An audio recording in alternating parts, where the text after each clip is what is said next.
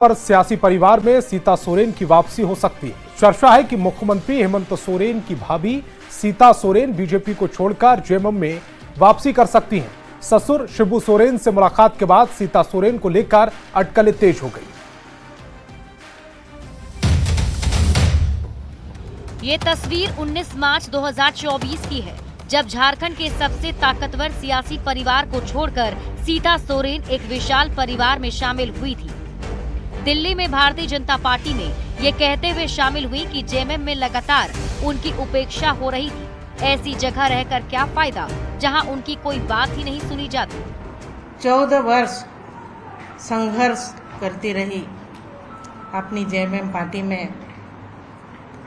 मुझे वो सम्मान नहीं मिल पाया जिसकी मैं हकदार थी।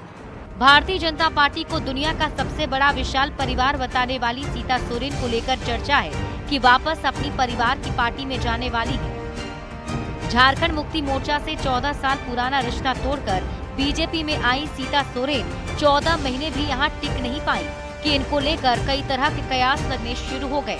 सियासी सूत्रों की माने तो जिन शर्तों पर सीता सोरेन बीजेपी में आई थी, बीजेपी ने लगातार दो बार मौका दिया, लेकिन सीता सोरेन दोनों ही बार फेल हो गयी। बात रहा भारतीय जनता पार्टी महासमुद्र है, बहुत से लोग आते हैं जाते हैं, परंतु भारतीय जनता पार्टी का जो संगठन है अभी भी ग्रास रूट पर है। सत्ता आता है जाता है। कुछ बातचीत होगी कि नहीं होगी ये उन लोग का मामला, पारिवारिक मामला है, उसमें पार्टी का कोई स्टैंड नहीं। सीता सोरेन झारखंड मुक्ति मोर्चा के संस्थापक और पूर्व मुख्यमंत्री शिबू सोरेन के बड़े बेटे दुर्गा सोरेन की पत्नी है।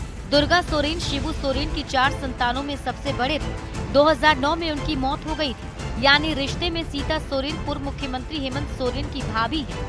पर पिछले साल पारिवारिक रिश्ते में पड़ी दरार के कारण हेमंत सोरेन के जेल में रहते इन्होंने बीजेपी का दामन थाम लिया था।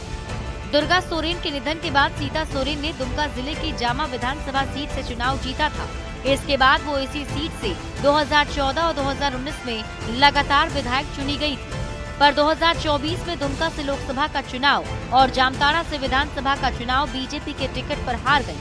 उत्तराधिकारी की लड़ाई लड़कर जेएमएम से अलग हुई सीता सोरेन की वापसी से बटा हुआ सोरेन परिवार कितना एकजुट हो पाएगा, ये देखना दिलचस्प होगा। रांची संवाददाता संजय सिन्हा के साथ ब्यूरो रिपोर्ट न्यूज़ 18। तो इस बुलेटिन में फिलहाल इतना ही, लेकिन चलते चलते एक